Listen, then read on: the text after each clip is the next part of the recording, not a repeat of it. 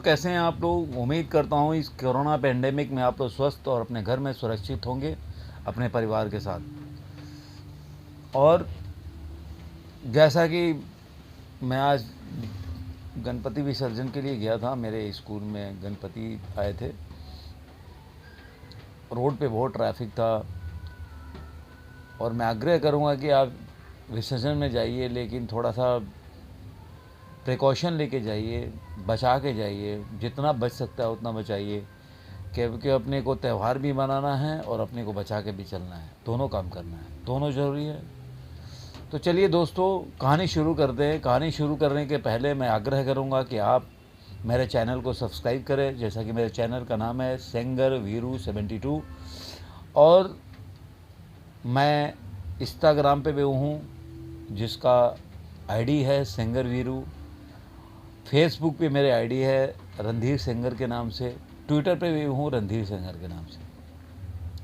आप चाहे तो वहाँ पे भी मेरे बातों को सुन सकते हैं, वहाँ फॉलो कर सकते हैं।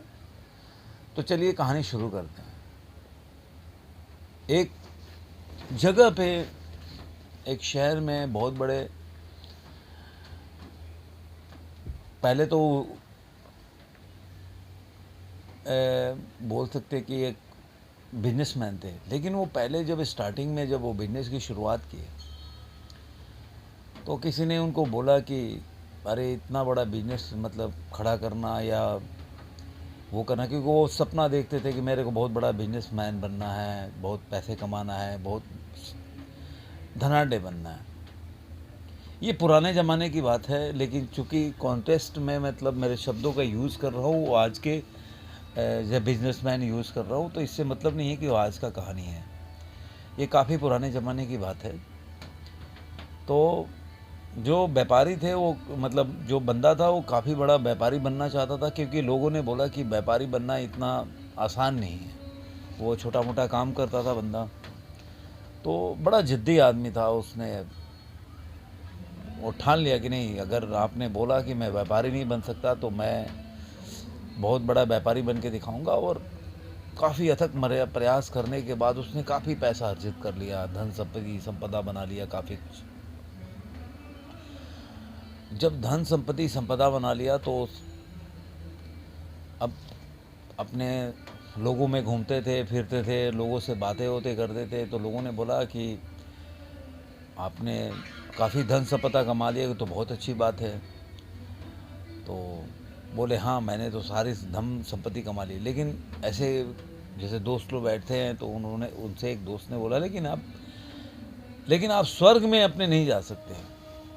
आप कितना भी धन संपत्ति कमा लो, स्वर्ग एक अलग चीज़ है जिससे पे मतलब आप खरीद नहीं सकते उस स्वर्ग को।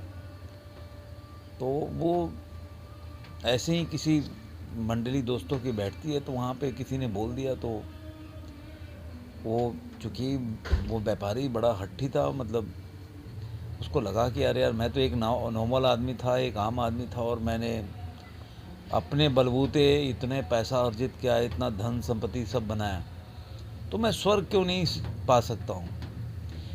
अब ये जब उसके दिल में एक लालसा जगी, जब एक लालसा जग गई है, तो वो व्यापारी हर जगह गया, कई साधु सन्यासी लोगों से मिला। तो उन्होंने बोला कि देखो, स्वर्ग की प्राप्ति के लिए जो चीज़ पाए उसको त्याग करना पड़ेगा और उसके लिए तपस्या करना पड़ेगा। और जब इंद्र भगवान प्रसन्न हो जाएंगे तभी आपको स्वर्ग का मतलब स्वर्ग मिल सकता है, या स्वर्ग के अभिलाषी मतलब साक्षी बन सकते हो। तो उन्होंने पूछा कि भाई इंद्र भगवान कैसे प्रसन्न होंगे, तो बोले भाई बहुत कड़ी तपस्या करनी पड़ेगी। तो चूँकि वो बंदा काफ़ी ज़िद्दी किस्म का मेहनती आदमी था, तो बोला कि नहीं। और उसके दिमाग में घुस गया कि नहीं यार, अगर मैं इतना मेहनत करके पैसा कमाया और मैं स्वर्ग भी ना मुझे मिले तो क्या फ़ायदा है इस दौलत का। तो बंदा के दिमाग में जब बुरी तरह घुस गया तो बोला जी नहीं है, आप पंडित जी बताओ तपस्या कैसे करना है। जब वहाँ पे जाके उसने पूछा तो बोले ये आपको ये सारा धन संपत्ति छोड़ना पड़ेगा। तो वो बोला ठीक है। तो उन्होंने बताया कि आपको कहीं संपत्ति, धन संपत्ति छोड़ छाड़ के कहीं पे आपको साधना करना पड़ेगा। इंद्र भगवान ऐसे आप कठिन तपस्या करो कि इंद्र भी प्रसन्न होकर आपके पास आए और बोले कि आपको क्या चाहिए, तो आप स्वर्ग मांग लेना। तो ठीक है। अब वो तपस्या पे बैठ गए। वो दिन भर साधना करते और जो भी गांव के लोगों को रख देते थे वो खा के अपना जीवन यापन करते। बारिश हो, गर्मी हो, धूप हो, लगे हैं एकदम तपस्या करने में। जब उनको अगर कभी भूख प्यास लगती थी तो जो गांव के लोग दे के जाते थे वो। तो जब ये काफ़ी दिन चला तो इंद्र भगवान आए, बोले कि अरे तो बड़ा दिक्कत हो गया बंदा। ऊपर अपने बातचीत होने लगा कि वही लोग बोले कि एक बंदा बैठा हुआ है, वो तपस्या करने पे एकदम बहुत कड़ी तपस्या कर रहा है और आपको मतलब उठाने की कोशिश कर रहा है कि आप उसको स्वर्ग में जगह दें। इंद्र ने बोला जी अभी चलने दो। इंद्र भगवान ने चलने दो, देखते हैं।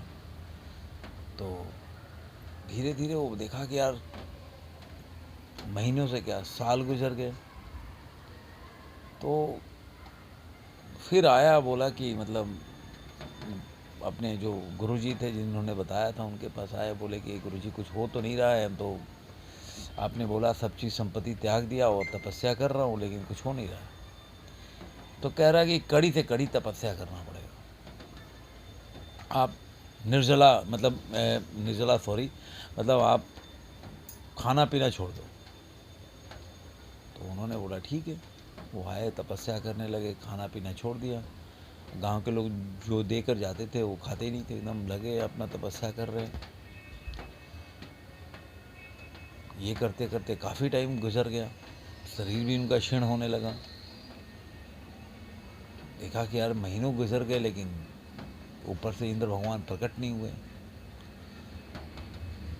तो उन्होंने बोला कि अच्छा, उन्होंने पानी बोला जब पानी निर्जला उपवास करूँगा, पानी भी नहीं पीऊँगा।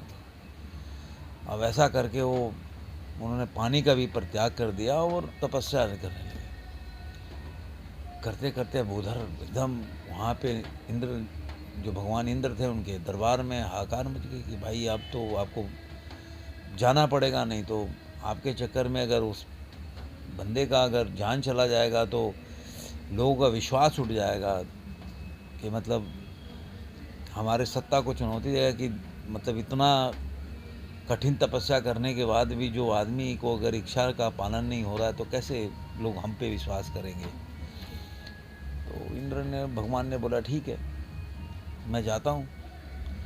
इंद्र भगवान प्रकट हुए उस आदमी के पास, बोले कि आपको क्या चाहिए। तो बोले कि वो मेरे को तो स्वर्ग चाहिए, मेरे को स्वर्ग में जगह। तो कह रहे कि नहीं, आपको मैं धन संपत्ति सब कुछ दे रहा हूँ, स्वर्ग के बारे में अभी बात मत कीजिए।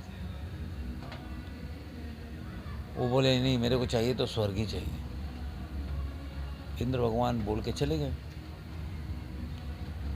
तो बोले कि जाके ऊपर बोले कि अरे यार वो तो पैसा रुपया में बहक नहीं रहा है, उसको तो स्वर्ग ही चाहिए।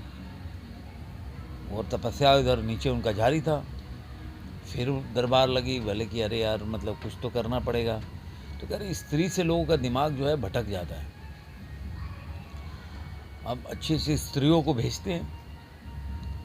और तब इंद्र भगवान नीचे गए, बोले ये आपको चाहिए तो जिस तरह की स्त्री चाहिए आपको शादी करने के लिए, आपको वो आपने प्रस्तुत करते हैं आप, लेकिन आपको वो मत करिए। तो उन्होंने बोला जी नहीं मेरे को चाहिए तो स्वर्ग ही चाहिए। फिर भगवान इंद्र जो है वापस चले गए। अब इधर इनकी तपस्या इतनी कठिन होने लगी कि वो अब उनकी शरीर ऐसा हो गया कि इतना कमज़ोर हो गया कि दुर्बल हो गया, क्षीण हो गया कि मतलब अब लगता था उनके शरीर में कोई जान नहीं है। अब ये देख ऊपर से देवता लोग और हैरान कि भाई अब क्या करना पड़ेगा। ये तो कभी भी इनकी जान जा सकती है। तो देवता भागे भागे आए इंद्र भगवान के पास कि भाई अब आप अगर अब नहीं कुछ करेंगे तो ये जो जो इनके अगर इनके शरीर के साथ कुछ हो गया, अशुभ हो गया, तो उसका सारा जो है अपने ऊपर आएगा, उसका सारा ब्लेम जो है या उसकी सारी जो शब्द मेरे ऊपर नहीं मिल रहे हैं, मतलब आप समझिए कि ब्लेम जो है उसका मेरे ऊपर आएगा। तो भगवान इंद्र ने बोला कि अच्छा चलो ठीक है।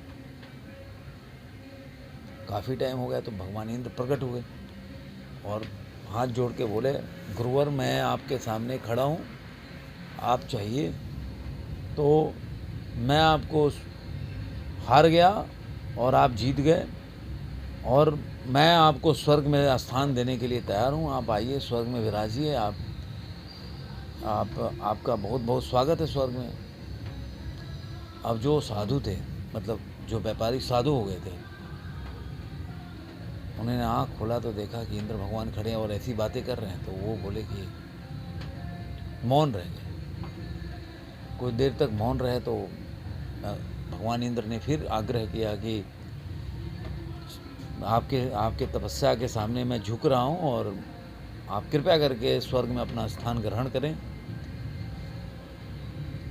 अब वो मौन रह गए। फिर कुछ देर के बाद बोले कि अब मुझे स्वर्ग की भी लालसा नहीं है। जब मैंने देखिए ये तपस्या जब शुरू किया था तो मेरे को स्वर्ग का बहुत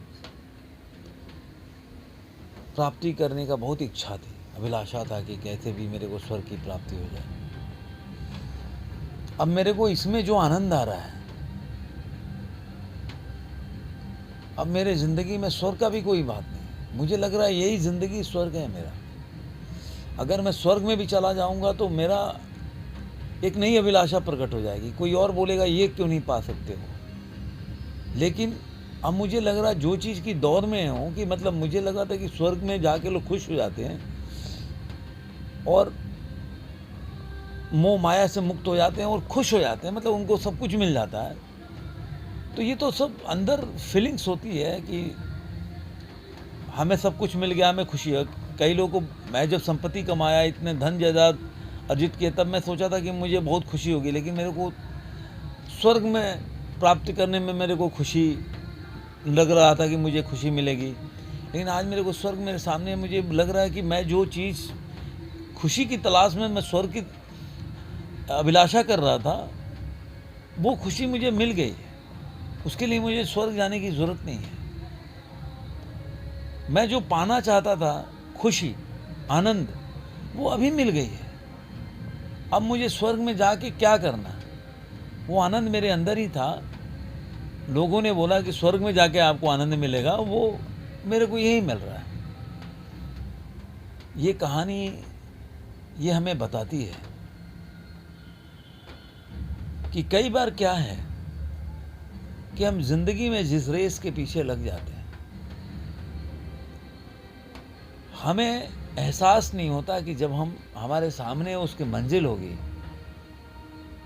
तो हमें उस मंजिल की कोई आकांक्षा नहीं रहेगी, कुछ पाने की अभिलाषा नहीं रहेगी, क्योंकि जो रास्ते का मजा है, जो मंजिल पे पहुंचने की जो मजा है, और जब हमें पता चल जाता कि हमारी खुशी हमारे अंदर ही है, हम कोई भी पद, प्रतिष्ठा, संपत्ति, धन दौलत पा लें और फिर भी हमें खुशी नहीं मिलती है, और वो खुशी अगर हमें ऐसे मिल जाए कि हमारे अंदर ही था, हम बाहर तलाश कर रहे हैं, तो इससे बड़ा अच्छा चीज क्या है? हम क्यों रेस में लगेंगे? हम किस चीज के पाने की रेस लगा के रखेंगे? उसमें दुख ही मिलेगा। सुख आपके अंदर है, आनंद आपके अंदर है। जो चीज आप पा चुके हो, जो चीज आपके पास है, जिसकी प्राप्ति कर चुके हो आप, आप उसी में आनंद को ढूंढेंगे तो आपकी ज़िंदगी बेहतर होगी। ऐसे हम ज़िंदगी में नया नया मुकाम हासिल करते रहेंगे, लेकिन मुकाम के साथ एक नए मुकाम की तलाश में हमारी खुशी कहीं छूट जाएगी और हम उस खुशी को नहीं पा सकेंगे जिस मुकाम को हम पाने के लिए बहुत लालायित थे और वो पा गए, फिर भी वो खुशी हमें नहीं मिल पाएगी, क्योंकि हम नई मुकाम अपने आप में एक बना चुके हैं कि हमें ये पाना है। तो दोस्तों, जो आपके पास मकाम मंजिल आपने पा लिया है, आप उसको आनंद लीजिए। ज़िंदगी बहुत अच्छी है, उसको सुख से गुजारिए। बीइंग प्रेजेंट हमेशा बोलता हूँ, प्रेजेंट में जीजिए। यही मेरे आप लोगों से अनुरोध है। फिर मिलेंगे किसी और वीडियो में नए कहानी के साथ। तब तक के लिए धन्यवाद। जय हिंद।